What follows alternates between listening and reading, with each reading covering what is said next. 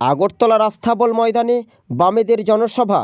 প্রতিটি বিধানসভা থেকে সিপিআইএম কর্মী সমর্থকরা সরাসরি আগরতলার স্বামী বিবেকানন্দ ময়দানে দিকে রওনা হচ্ছেন। আপনারা দেখতে পাচ্ছেন, কথাতেই বলে কাকবর হোক কিংবা মাঝরাত, সরাসরি তারা পায়ে হেঁটে সিপিআইএমের জনসমাবেশেই সামিল হতে যাচ্ছেন।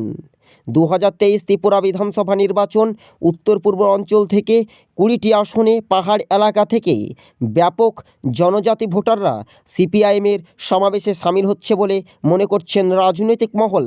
কোন দিকে এগিয়ে যায় ত্রিপুরা রাজ্য কমিটির সম্পাদক কমরেড জিতেন্দ্র চৌধুরী? সকাল বললেই দিন কেমন যায়। এখন ঘড়িতে বাজে 11:24। তার আগেই শাসক দল বিজেপির ভরাডুবি হাঁটতে চলেছে আস্থা বলে বামেদের জনসভা। 2023 ত্রিপুরা বিধানসভা নির্বাচনে শাসক দলের হিংসার প্রতিরোধ হবে আস্থা বলে বামেদের জনসভায় সিপিআইএম।